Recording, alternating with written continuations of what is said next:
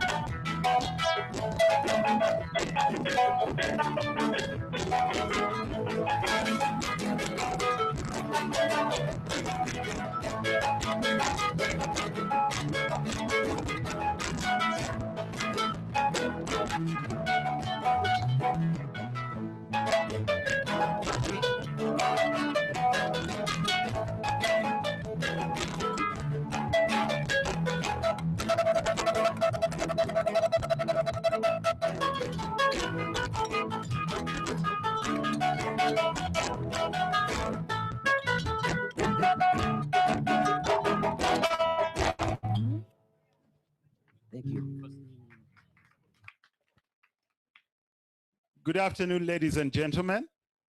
It's a great pleasure to welcome you to the UNFPA Hackathon here today. Over the last 3 days, UNFPA staff, young people, technologists around the world have gathered here to develop apps to help reach young people with health information. This hackathon has brought together a large number of participants from different countries. I'd like to mention them: Uganda, Senegal, South Africa, Palestine, Myanmar, Thailand, India, Uruguay, Dominican Republic, Turkey, and Moldova. Participants have been encouraged to think out of the box, and at the end of the 3 days, we're here to see what they've been cooking. I'm going to dive straight into it and give you the structure of our pitches today. We'll call upon each of the 7 teams to come here, and they'll have 5 minutes to present their problem to the judges, which we'll be introducing shortly. The judges will then select what they feel is the most innovative solution based on a set of criteria, including stakeholders that have been considered in the design of the solution, usability, impact and evidence of impact and its evidence, as well as the action plan and marketing strategy that the teams have put into plan to roll the apps out post the hackathon. We shall also be having a people's choice vote. You, our participants, and the public out there are welcome to log on. I'm going to give you the URL shortly. It's www.myvote.io/hack4youth. So after the teams present their pitch, you have a chance to rate the app. So the judges, you'll also have input into our final 3 most innovative solutions of today. Without further ado, I'd like to welcome our Chief Judge, Mr. Bruce Campbell. Mr. Campbell is the Global Coordinator for Data for Development Platform and the Innovation Sponsor at United Nations Population Fund. I invite him to come and introduce his panel of judges. A big applause for Bruce. Thank you. Thank you very much, Charles. And a huge welcome once again to everyone. It's so great to be here with colleagues from almost 20 countries from around the world with such young energy and such a good spirit. And we're about to see some amazing products from your hard work together. I'm here just to quickly introduce the judges panel. And I start with a very special guest of honor. We're fortunate to have with us today Mr. Ahmed Awandali. He's the UN Secretary General's Special Envoy for Youth. Ahmed? So we couldn't really have a better judge than this big boss from New York. But of course, we from the continent and from right here in Uganda, actually, we have probably very well known to you is Miss Dorothy Okello. She's the Executive Director of RAN. And RAN is the Resilient African Network. And she's also Senior Lecturer at the Department of Electrical and Computer Engineering. So she's bringing in that very important technical eye onto the panel. We trust your good judgment as well. And Maureen Againa, woman in technology, development and online communications expert and consultant. Very active. She's well known to many of us. She's worked with UNFPA closely, currently on a consultancy with the World Bank in Kenya. She's come over to be with us today and to bring her thoughtful perspective into the final judgment. And then, of course, we have the Massachusetts Institute of Technology, the very well-known MIT. We have Professor Kenneth Pike. He's with us. He's been a member of all of the 7 teams as a tutor, as a mentor, as in providing guidance. So he will also be the 5th member of the judging panel. Back to our MC. Thanks. Thank you so much, Bruce. I think you can keep the mic since we'll have Q&A. Without further ado, I'd like to welcome our first team of the day, Funky Omega. A big hand for Funky Omega. Funky Omega.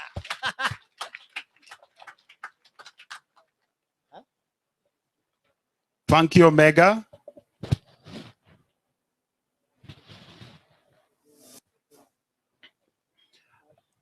just an update. You can also just access the online voting platform by logging on to hackforyouth.org/vote.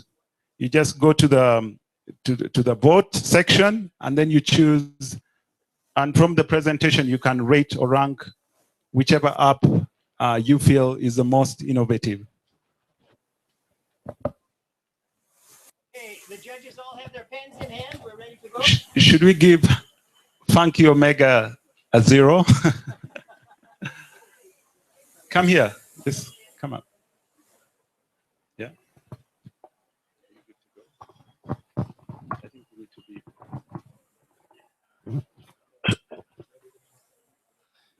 Good day, judges. Hi, everyone. My name is David Sim, and I'm representing Funky Omega, Hack Team 3. The name of our app is Service Provider Plus. Now, we are young people and we have access to information. Information flows from everywhere around to us on reproductive health and sexual issues.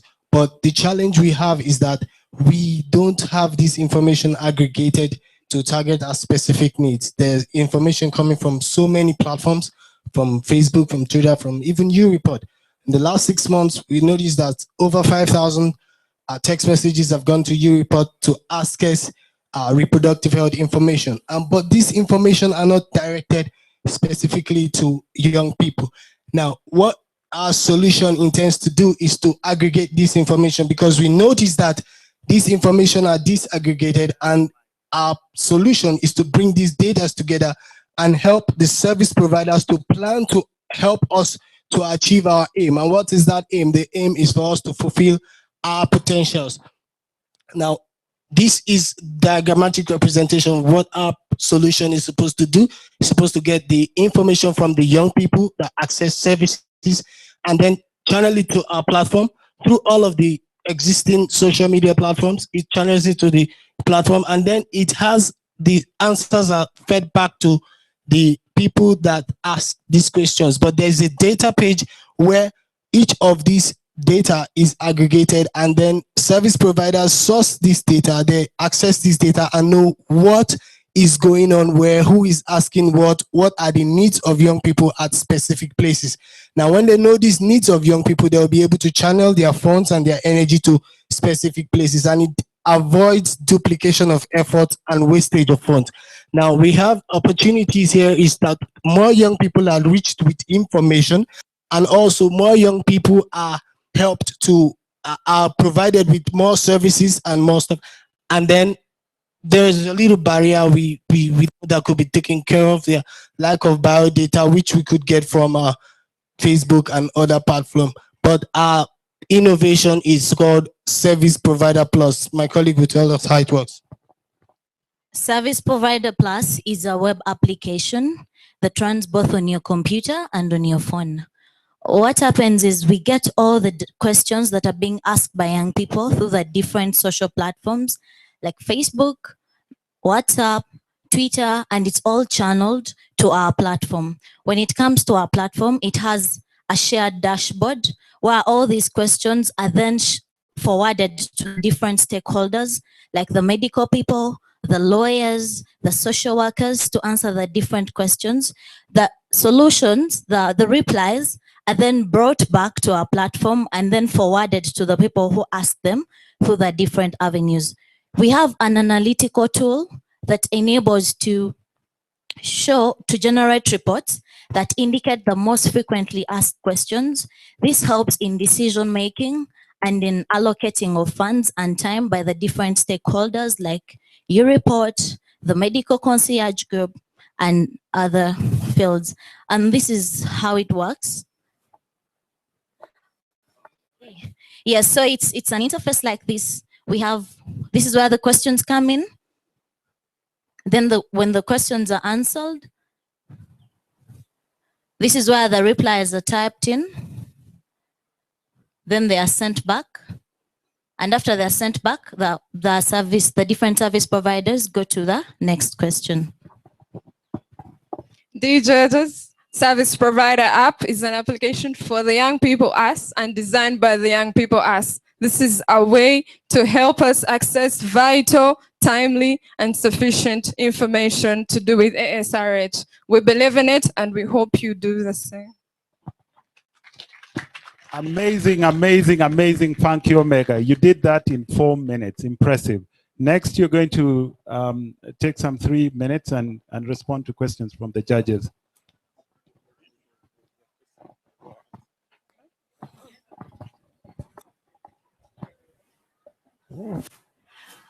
Thank you. 2 quick questions. 1, how do you track gender of the users if you do? 2, how do you maintain the privacy of the users of the system? Thank you. Okay. So through the various platforms, depending on where we're getting the information from. So in certain cases like Facebook, if the person who's asking the question is providing that information, then they've volunteered to give us that information, and so we will use it. Of course, we'll keep it anonymous, much like your report, for example, which is we can get that information from the report program, but it's still anonymous. So that's how we keep to. We don't intend to keep any personal data per se, any phone numbers, anything like that. And as you notice on the demo, the providers don't actually see who they're sending the message to, only the question that they're asking. Another question?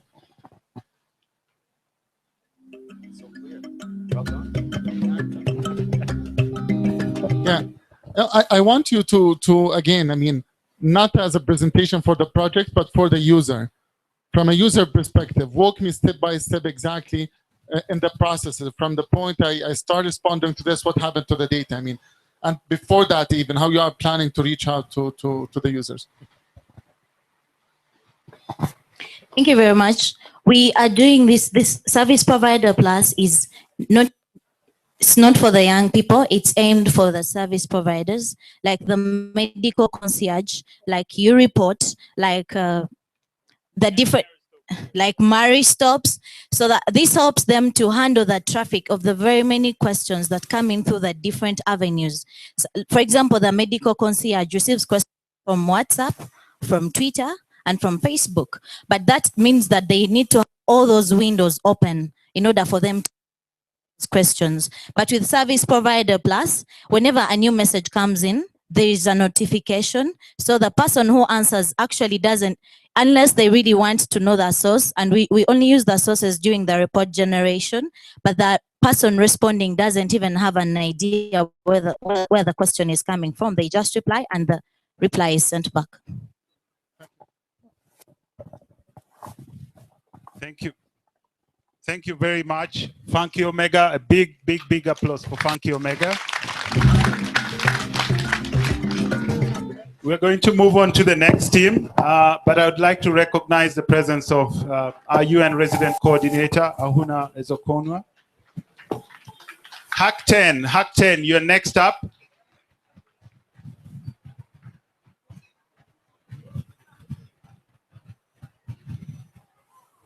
Hack 10.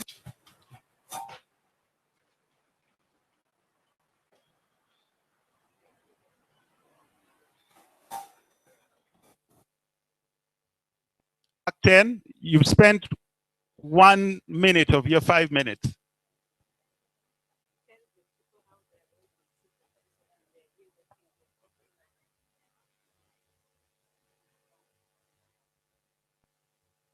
Do they have?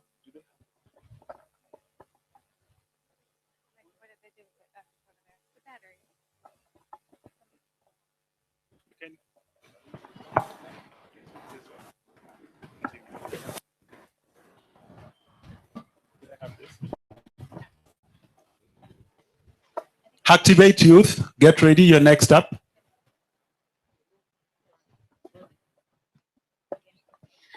Good afternoon, everyone. Baba's a gift from Group 7.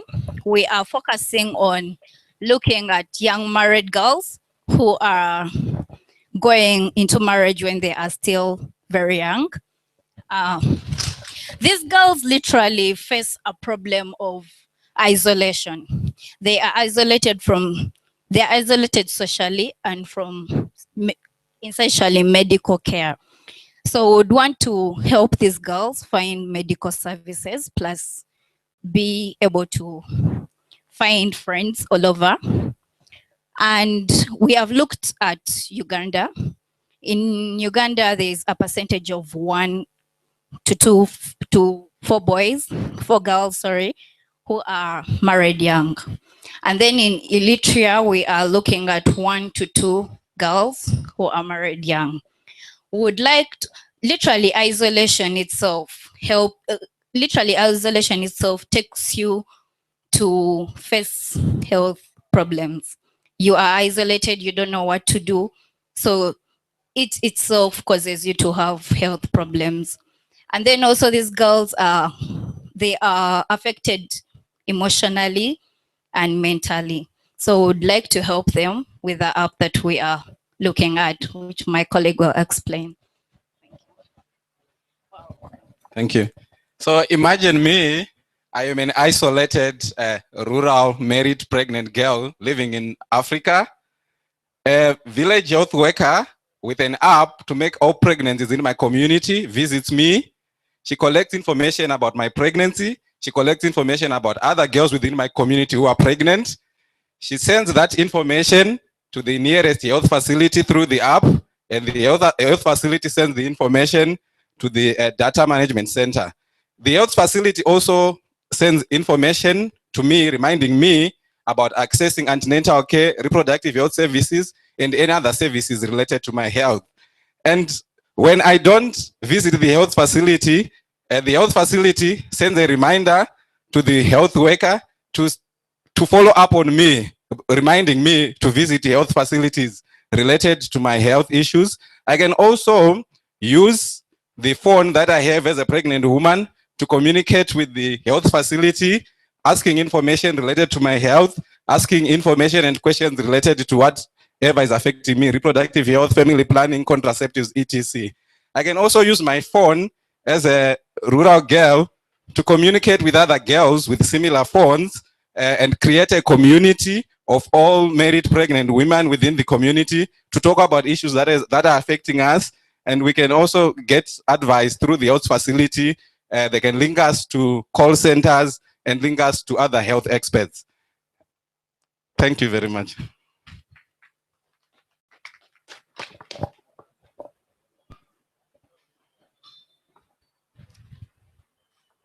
Good afternoon, everybody.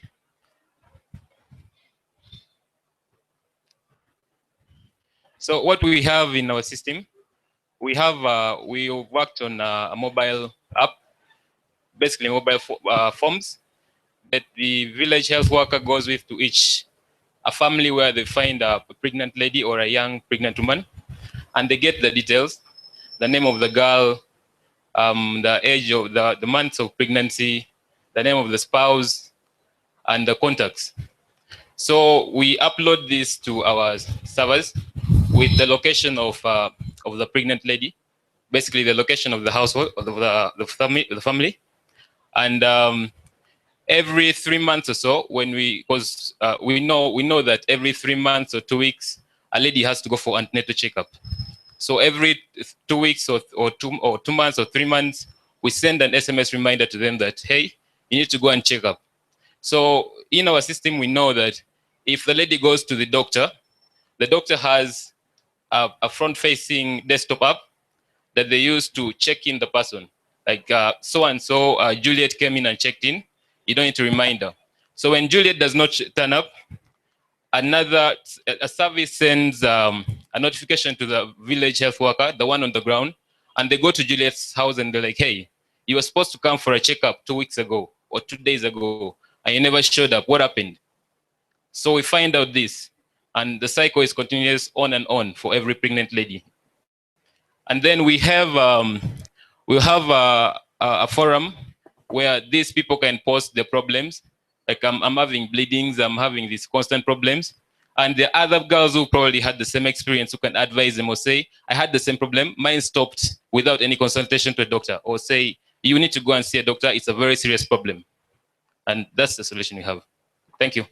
Thank you very much, Hack 10. And now you'll take 3-minute questions from the judges. Maureen. Thank you very much, Tim. My first question is, have you considered having the pregnant girl contact whichever service provider instead of having someone go look for them in whatever locality? Is there an option of them contacting? And secondly, what happens post-delivery? Are your services just during the pregnancy? Thank you.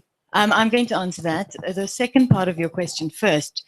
Actually, the idea is to tie the woman and her husband into ongoing messaging, especially around family planning. Once she's had the first baby, she's had the first baby. But we can certainly impact the decisions made around the second, third, and fourth child. And there are normally very many of these, especially if there's not a good relationship or communication between the husband and the girl. And so we actually hook him into some of those subsequent visits beyond the pregnancy. Your first question was how, I mean, should we ask the girl to connect the health system? It is an option. It's just the more tricky one because these girls are quite limited geographically. They're homebound. They're not in relationships necessarily where someone will travel with them to the health clinic. So it's really, there's already a health worker infrastructure in most countries to just utilize with this, where the health workers already visit communities. So it's just using that existing.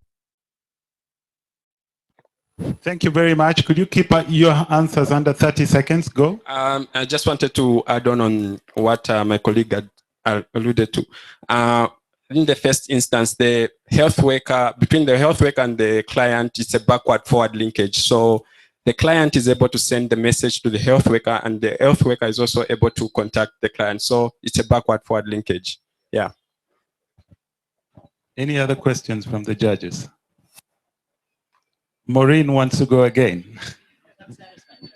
Something of interest. How about the content? It's very sensitive content because when you talk about pregnancy, you're looking at issues of nutrition, danger signs, immunization for the child, HIV. Like issues of HIV are very, very sensitive issues, especially if a spouse is involved. Who will be responsible for that content? Who cross-checks the quality of the content? I mean, this is health we are talking about. Yeah, thank you very much for your question. In the demo he presented, we have an administrator in charge of content, making sure that the right content is going out there, but also the administrator will look at what the girls are talking about in the community of girls and be able to inform, that discussion of the girls will also inform the content that the administrator will be developing. Yeah.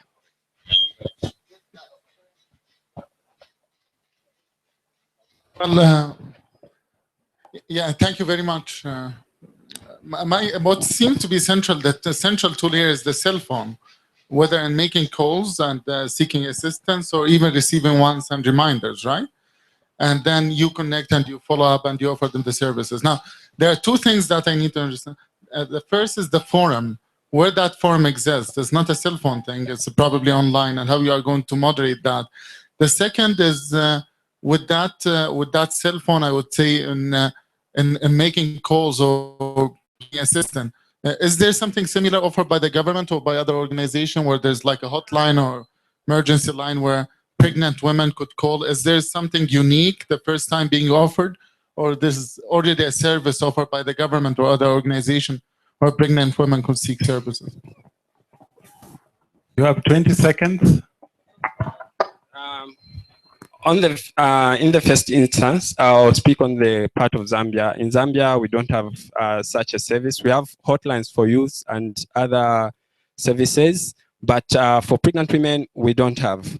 And on the first question, would you kindly repeat that? Oh, the forum. We have rural youths and we have urban youths. So the forum is more targeted to urban youths, and the SMS. Oh, yeah, the forum is. Hack 10, your time is up. Thank you very much for the wonderful presentation. Please log on to hackforyouth.org/vote if you need to cast your vote for Hack 10. Activate Youth, are you ready to go? Activate Youth. And could we have Lightning Youth up next? Lightning Youth, please could you move down nearer here so that you're good to go?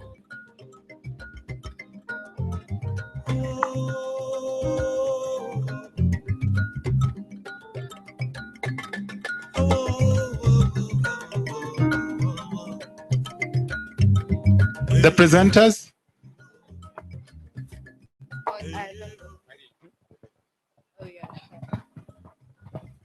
Hello, ladies and gentlemen. I'm Nachitende Irene, Project Manager, Active Youth. Here is my friend Mubiru. He had sex with his girlfriend and he is now scared. He might have an STI and he doesn't want to see the doctor. He's afraid the doctor may tell his parents, the doctor may tell his friends, and actually his privacy won't be private. So now, confidentiality, that's just the confidentiality when accessing health services is a critical issue for young women, young men, young girls, young boys. And my question is, what can Mubiru do to have access to youth-friendly services and information on sexually reproductive health rights privately? I mean, privately. Hello, everyone. I'm Esther and Team Activate. All right, so basically our team came up with a solution to this problem, right?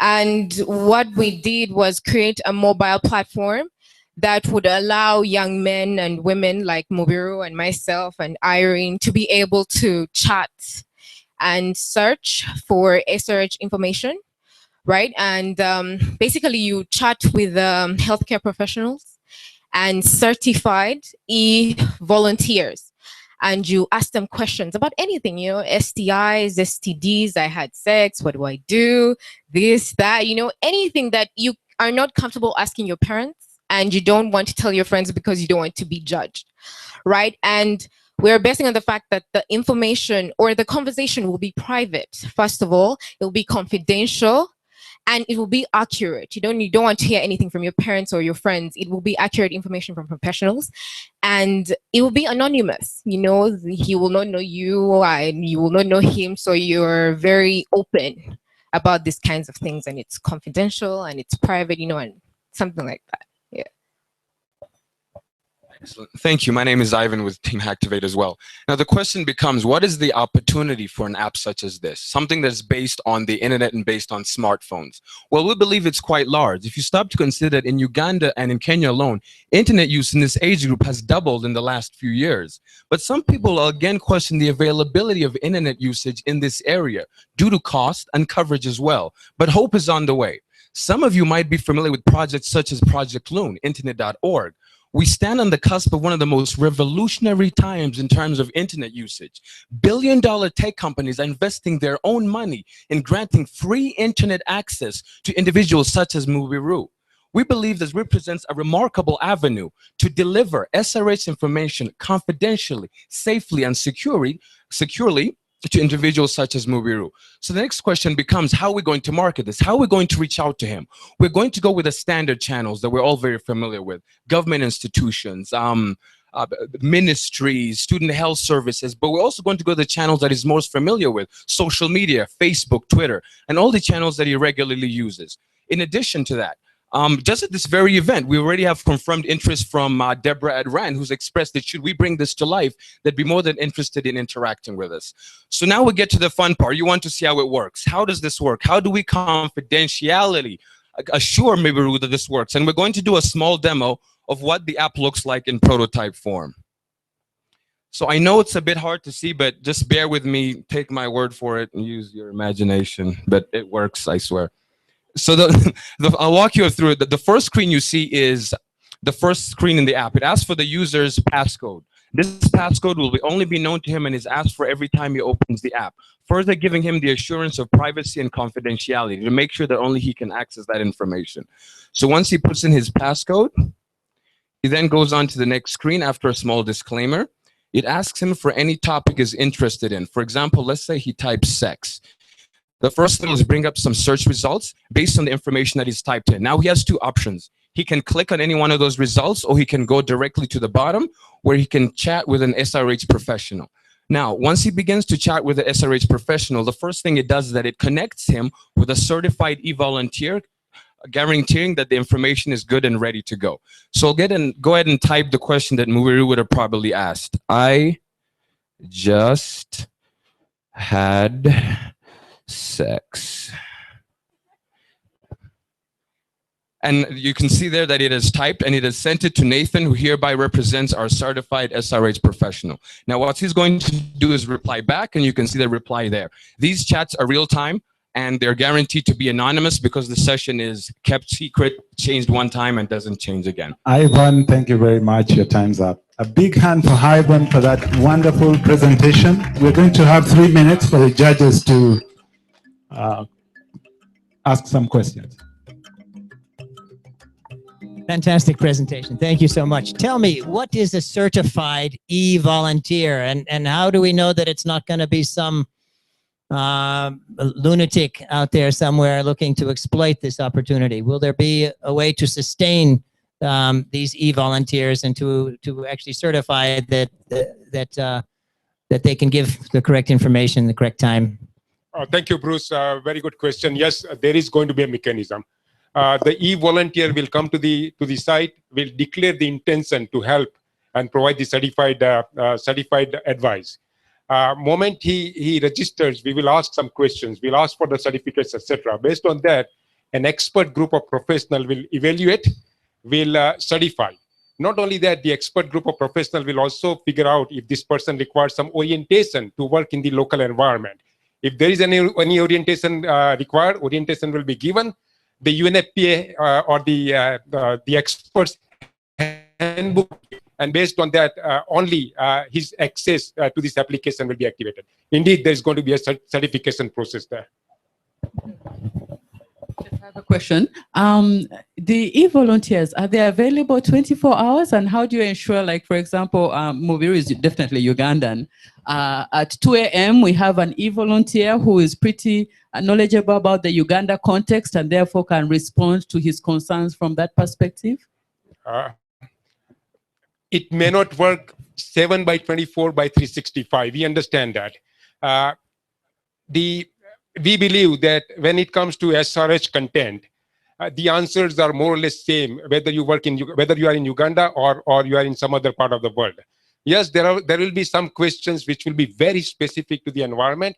In case the certified professional determines, first of all, that no, he cannot answer this question, he will definitely and politely say that we will have to get back to you, or we will give you an appointment that tomorrow morning at 8 o'clock.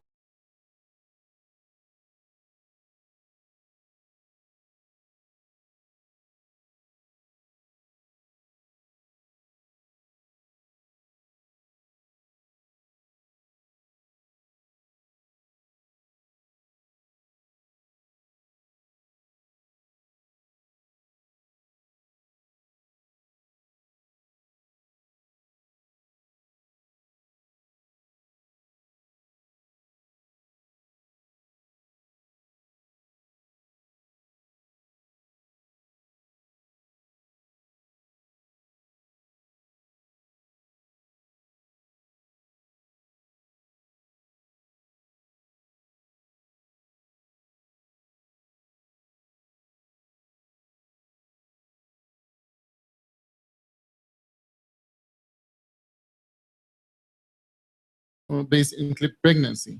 Now, in you're using a different technique. You demand 3G and you also smartphones at the same time is a very much open for whatever question. How you will be able to secure, I would say, that these e-volunteers will be able to answer any question about sexual and reproductive health, what type of a training will be offered there, and what are the pros and cons for not going for a text message, for example, to initiate this conversation?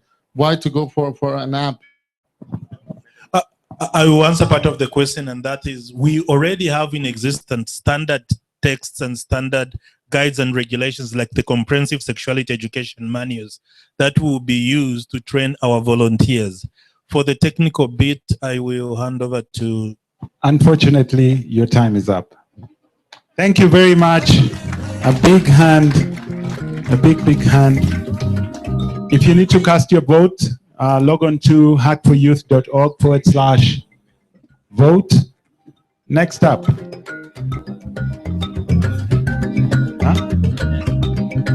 Lightning Youth.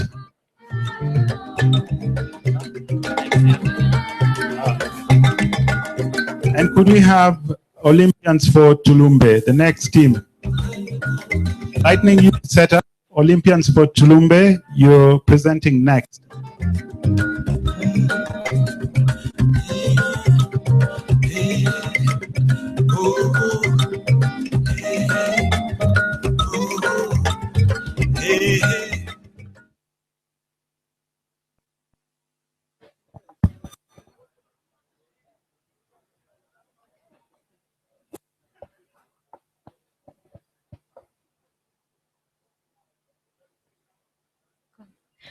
Good afternoon, everybody. I'm Ella from Madagascar. To start with, let me tell you the story of Awa. Awa is an adolescent girl, 16 years old from Madagascar. She's married, she's young, she left school, and she got pregnant of her first baby. Because Awa didn't have access to information, she had to deliver at home, and because of that reason, she lost her baby and she got a fistula. But why is it important to talk about our story? Because in Madagascar, there is a high fertility rate as well as a high maternal mortality rate. And like many girls in Madagascar, they have too many things coming out to their mind, like many questions. Where can I go? Where can I get services? Who can help me? Where should I go? What should I do? What happens to me? What my right is? But why is it important to talk about this challenge in a wider range? Because in Madagascar, like in most of the countries in Africa, youth represent a huge proportion of the population. 2 out of every 3 girls are pregnant before age of 18. And plus, they don't have access neither to information nor to services, and they don't know their right. But there is a great opportunity, such as the increase in use of technology.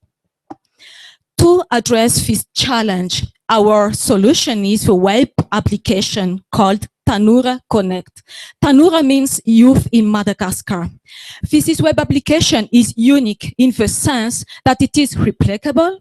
It gives easy access to information, to services through e-voucher, which is an existing system in Madagascar. We do that already in Madagascar, partnership between Maristop Madagascar and UNFPA.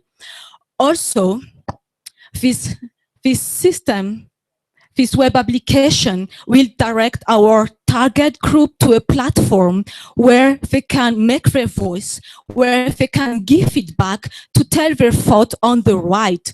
And finally, it will be a great source of data for advocacy.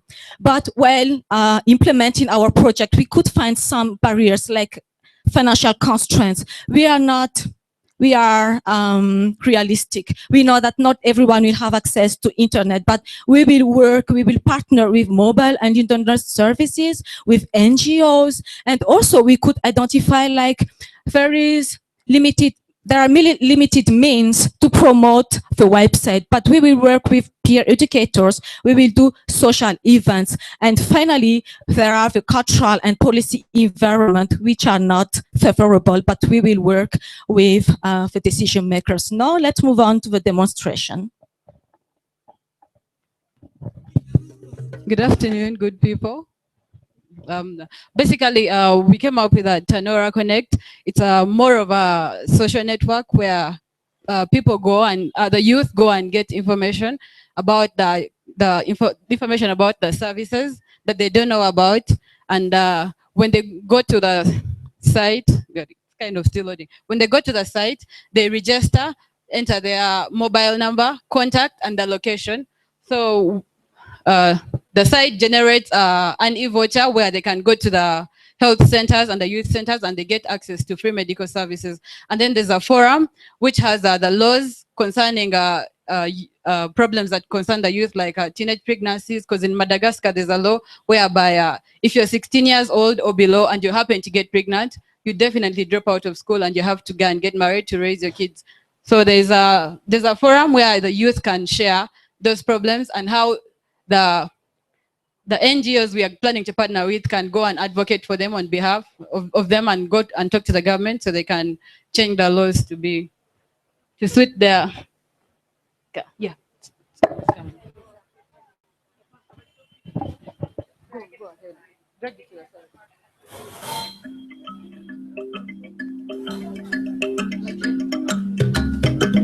I don't know, do you have any questions? You have 1 minute. Maybe questions? You need to mirror your desktop. Don't, or drag it to the right, yeah.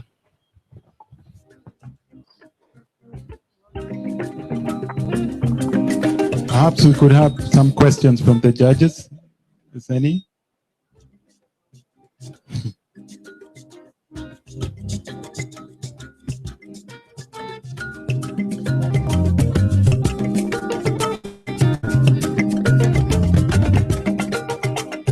Olympians for Turumbe, get ready, you're next up. Make sure your app is loaded and good to go.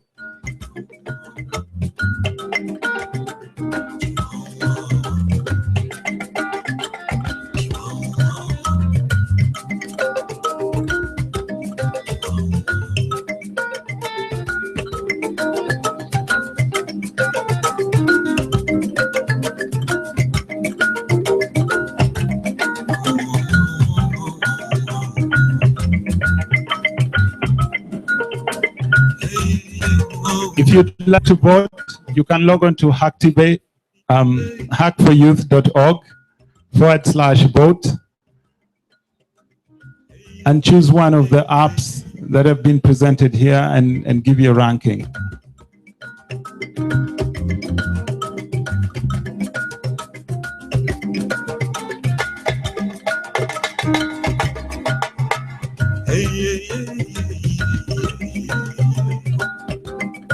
Leslie, how much time do we have?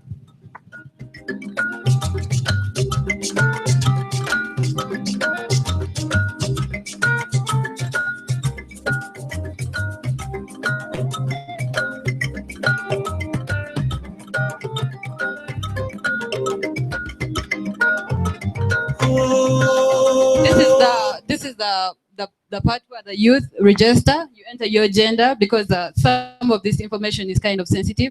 So we wouldn't want to make them register probably their names so they can be tracked down or something. So you enter your gender, a contact, and a location. So when we partner with the NGOs and those other organizations willing to advocate for the youth, they can be able to identify the areas with the most vulnerable youth. And then you go to this is the forum where the youth can go and get information about any kind of problems, which include the pregnancies. When you type a question, you can add a comment about what you think about the laws that were implemented about teenage pregnancies or abortions.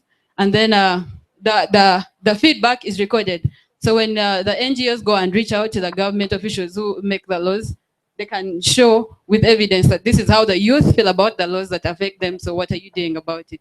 So that's basically it. Thank you very much, Activate Youth. The judges, Maureen.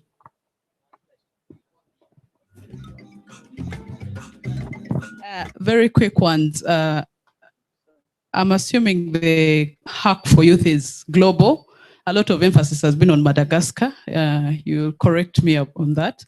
But also, your market strategy didn't come out right, especially the e-vouchers. How do you intend to market that? Because it's not so obvious that people know about these e-vouchers. And what's your target group in terms of age and geographical location? Because when you look at the application, it seems to target youth who are a bit knowledgeable about using computers and all that.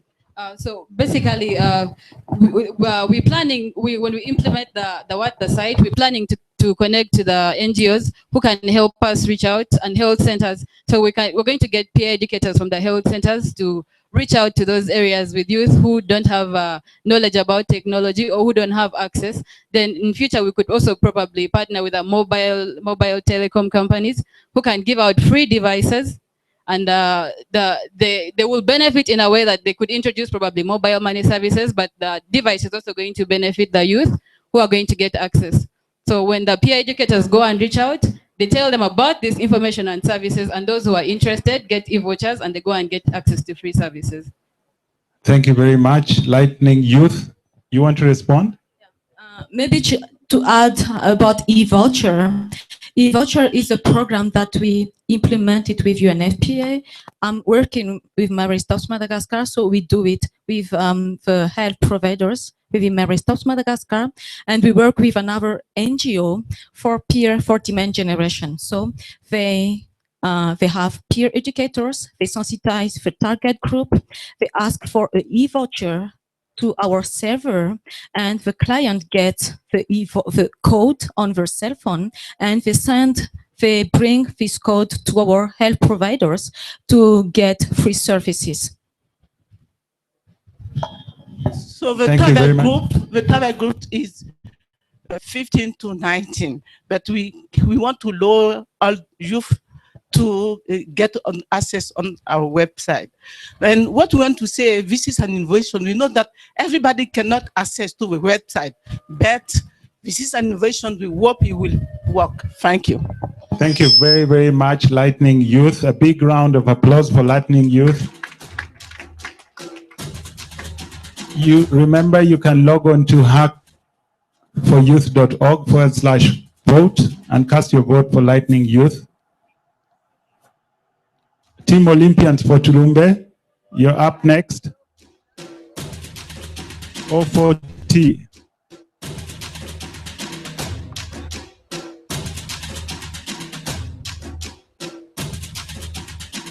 Team Put It On, please get ready, you're next up.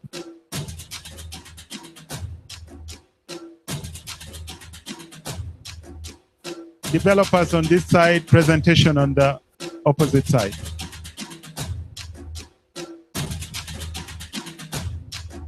Presentation on the opposite side, developers on this other side.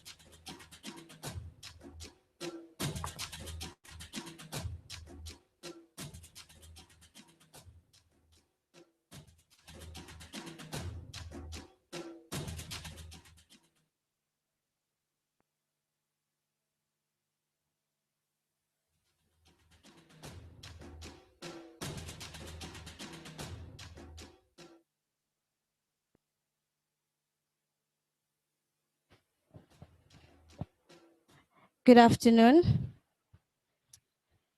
Well, Evelyn is a 14-year-old girl in her senior 2. She's been getting advances from her mathematics teacher. He offers to give her high grades, not pro bono, in expectation of sex. She rejects his proposal.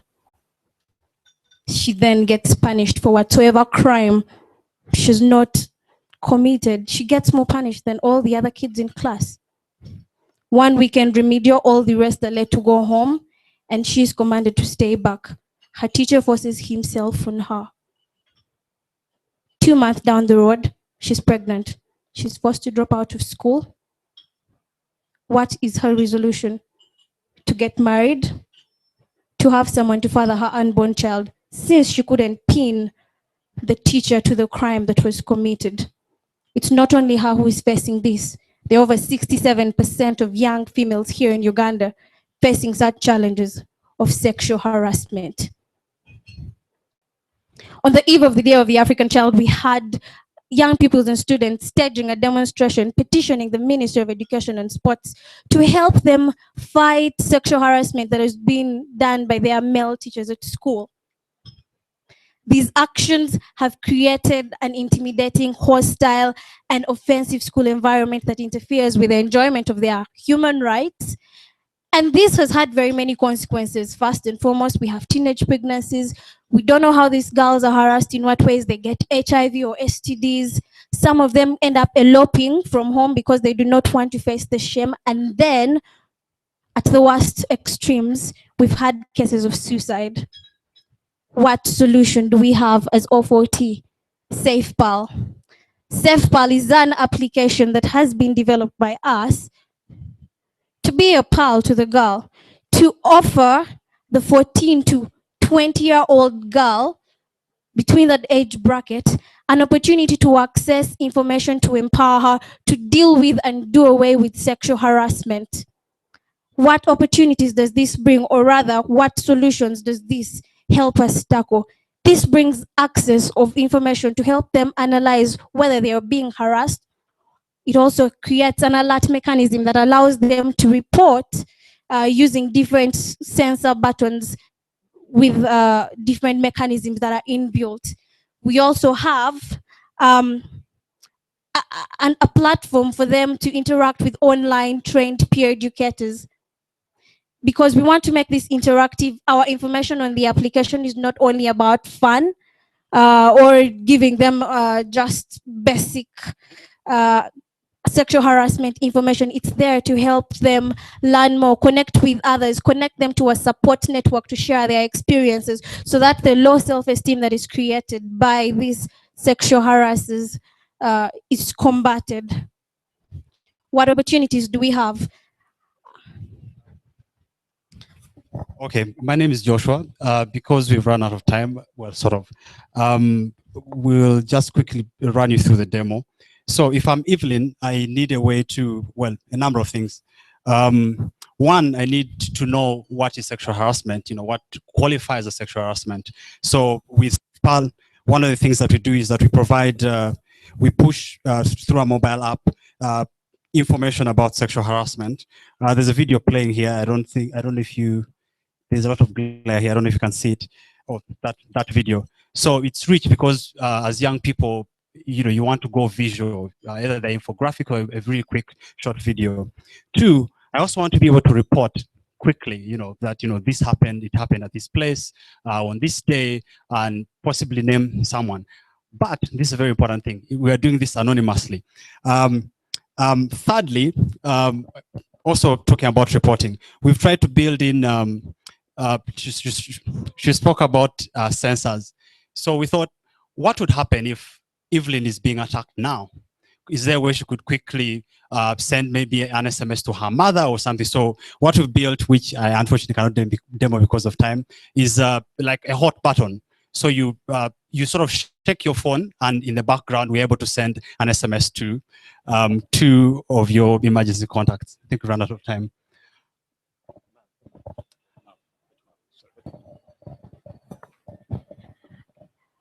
SafePal for you. We talk about our action plan, and we're looking at generating usage of the app. Olympians, unfortunately, your time is up. Judges, any reactions?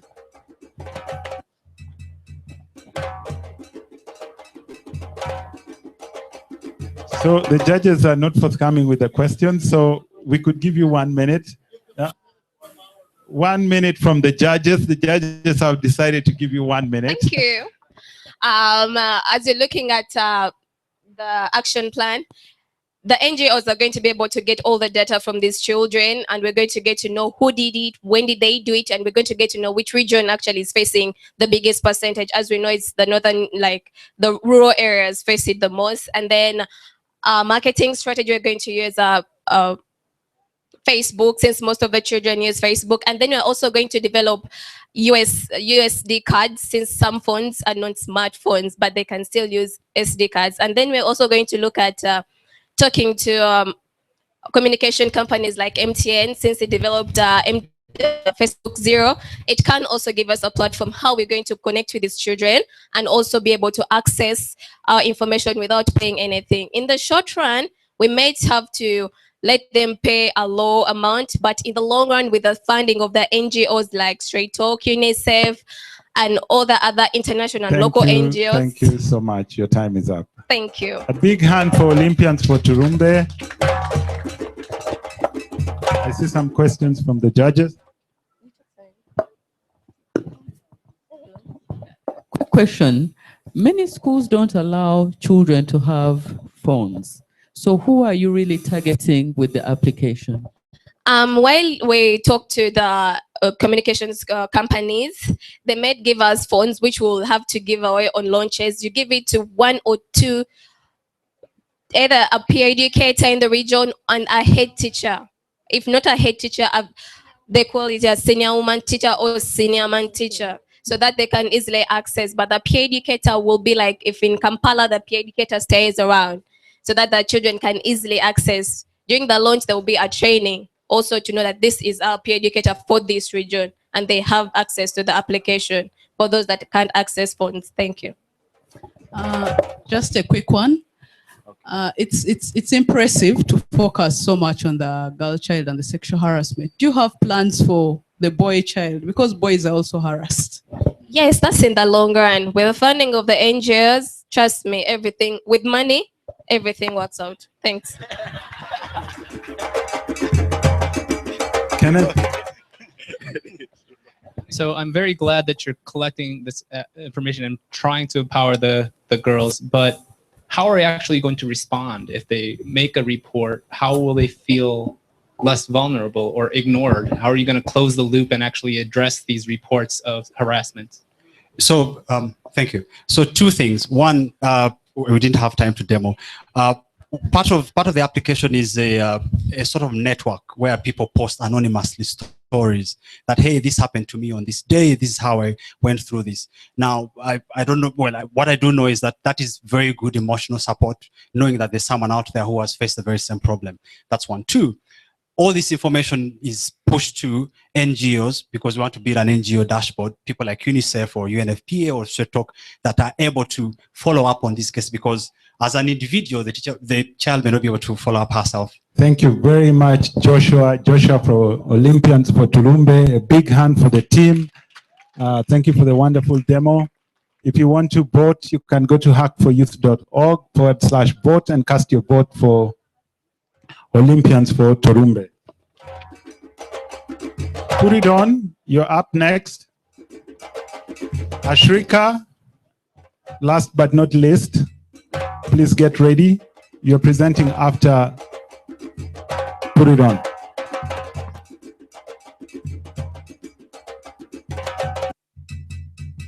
One, two.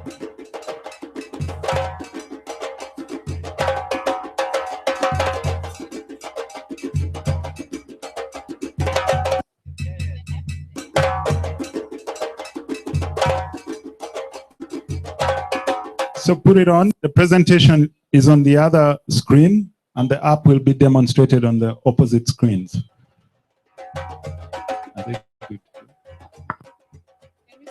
All right, you have 5 minutes. Okay, thank you. Hello from Put It On team. Here we are. I want to ask you a question. Did you know that if you wash your genital organs with Coca-Cola after you have sex, you'll not get pregnant? Well, young people in Eastern Europe and Central Asia, they still believe in this myth, and there is high demand for Coca-Cola.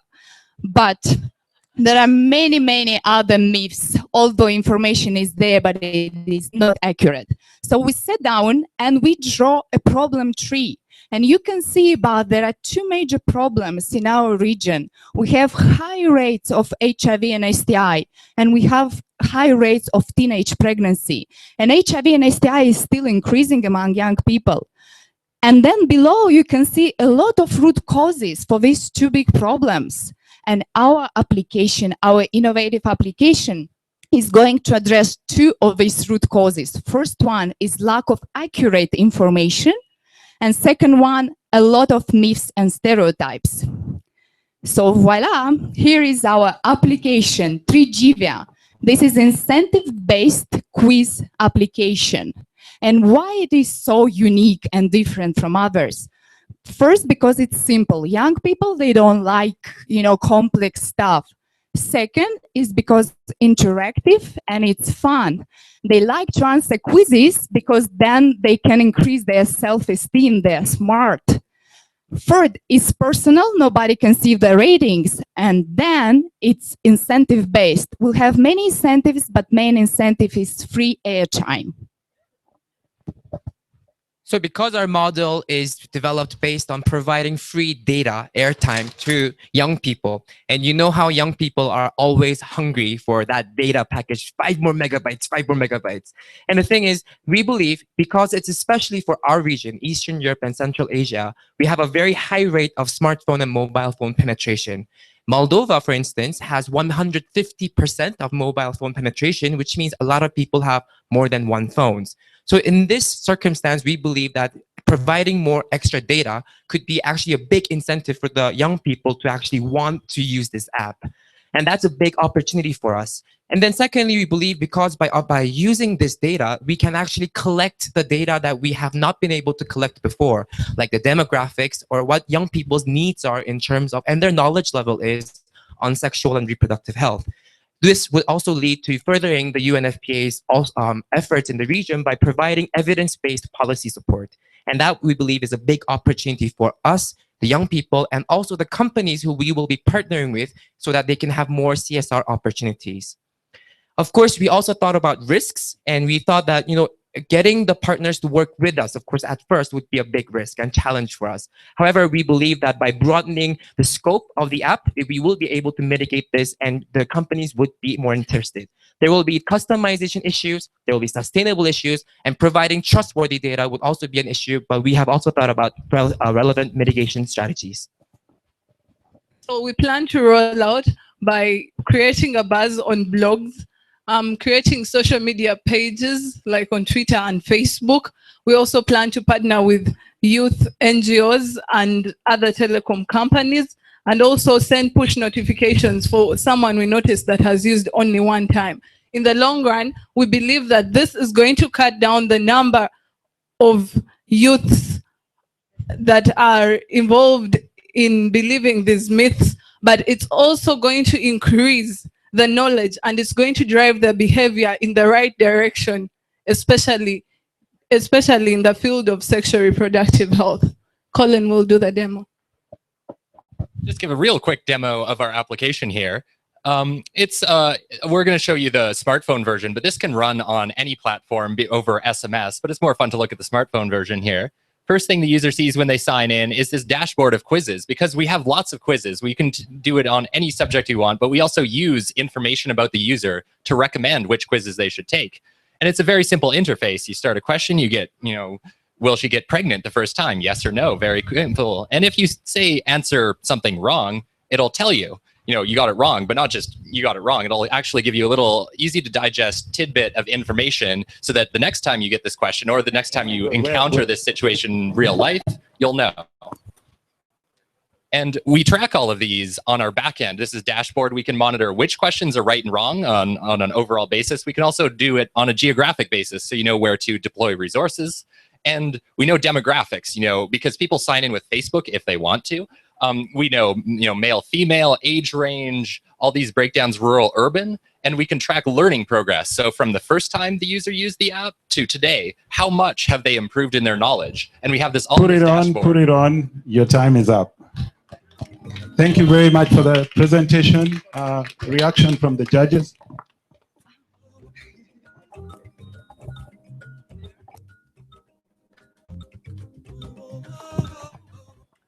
So where are you going to get the content for the quizzes and validate that this is correct health information?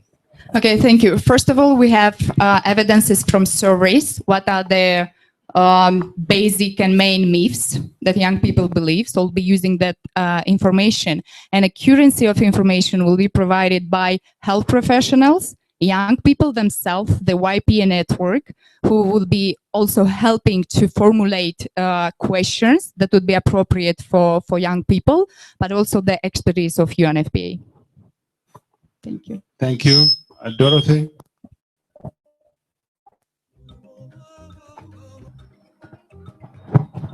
I like the fact that it's incentive-based and that you're using more bundles, but are there other ways that you get free bundles that would compete with this one where you have to do something to get a free bundle? For example, some telecom companies, they will give you free bundles for using so much airtime and stuff like that. Well, then you have to look at the regional perspective as well. And because, as I've told you before, the region is it's the internet penetration rate and mobile usage is very common. So it's already a given good. So companies really don't have an incentive to provide further free data to people because a lot of young people and older people are already addicted to it anyways. So I think it would be an incentive where we can actually provide data that we collect through this to the telecommunication companies, and they see the benefit of our app in terms of providing us with free airtime. Thank you, Aaron.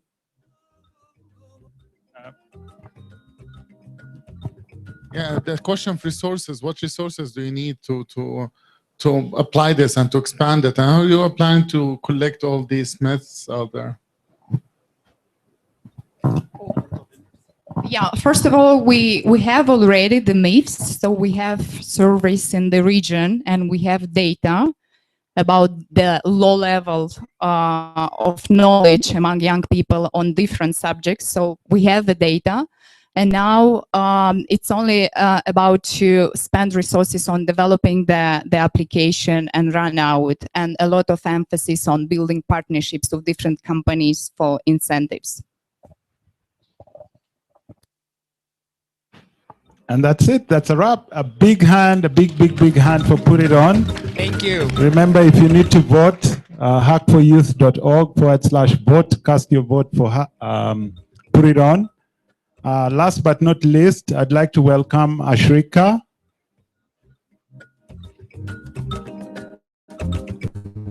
You have 5 minutes to present and then 3 minutes to respond to questions from the judges.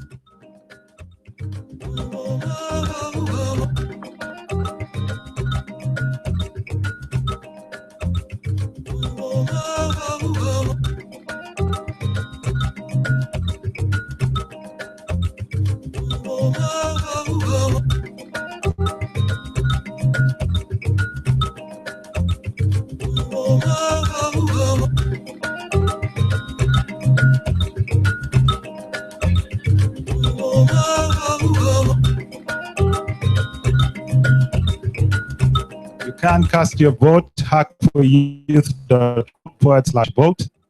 And Team Ashrika, you're good to go. Thank you very much. Good afternoon, everybody.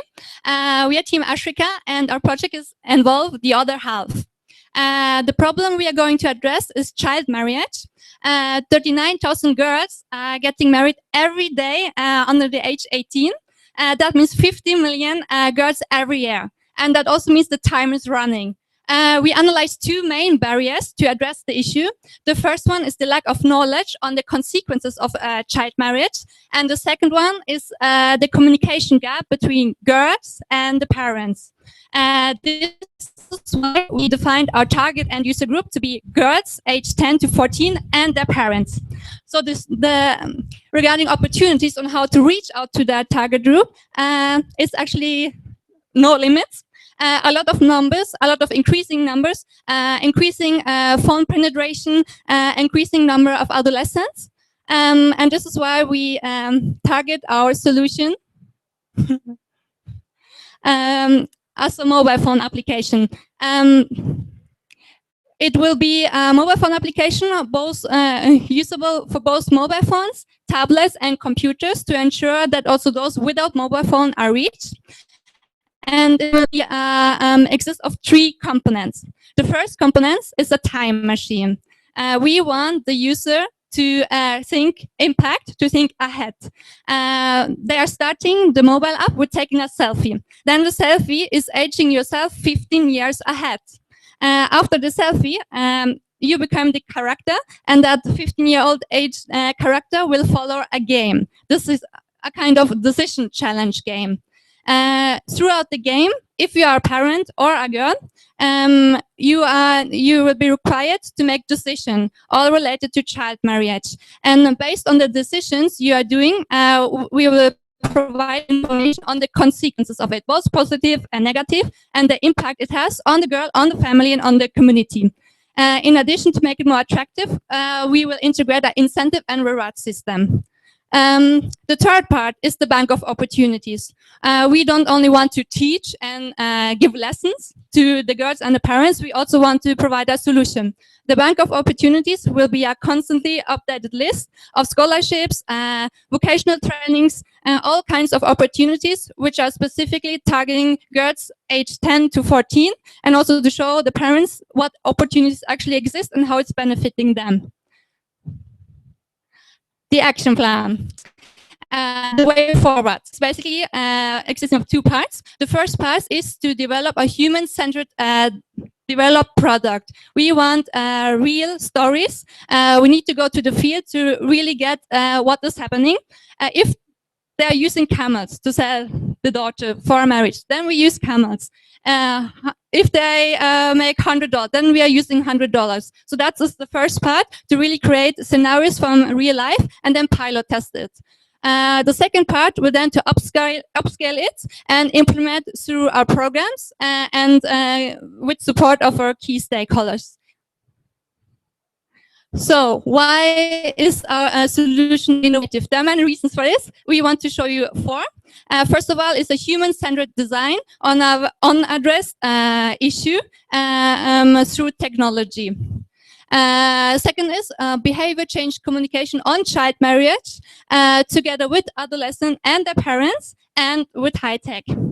The third part is involving both the private sector and the public sector to provide solutions in the field of child marriage. And the fourth one is to advance existing programs on child marriage on a higher level with that too. The time is running. Let's involve the other half and let's have a quick on our demo. So yeah, we're going to rush quickly through the demo. The first thing you'll be able to do is create a character. You'd start with taking a selfie, then the character would be aged into the future. Yeah, so the next thing you do is customize your character. You'd select an age range and gender. And then before you begin the game, would warn you of the consequences of playing the game. So once you start off, we'll just jump into the game. Oh yeah, right here we have a counter. As you play the game, you'll be able to know how many women, girls are being married off to elder women per second. I think the stat is 1 girl every 2 seconds. So here's a demo of the game. So you'd be able to roam around the environment. At the same time, be able to answer questions in the, you'd meet obstacles and answer questions in the areas. And as you proceed, you gain points. And that's kind of what our incentive system would be backed by. Yeah. It's a wrap. Thank you very much. A big hand for Ashrika. Now they have 3 minutes to respond to the judges.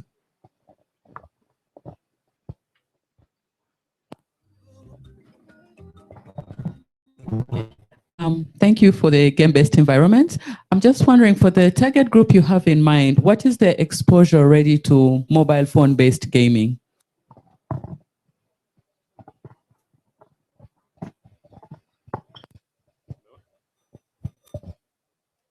In India, we have a data that 75% of adolescent boys and girls are using smartphones, and 35 million adolescent boys and girls are using at least once a day a mobile game or anything on smartphone.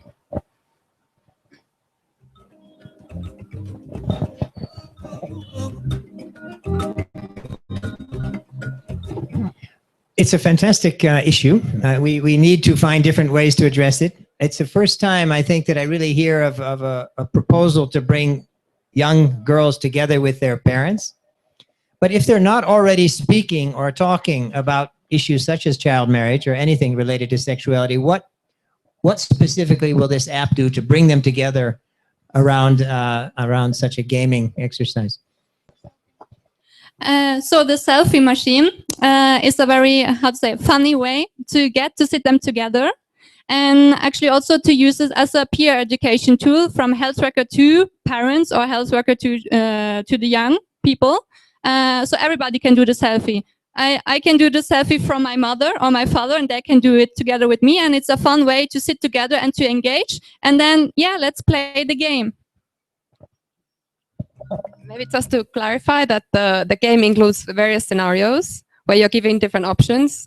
For example, if you're marrying off your daughter, and then also giving alternative solutions. So it kind of also gives both the parents and the girls a possibility to think about different options and think about correct behaviors and maybe change their behaviors as a result of that.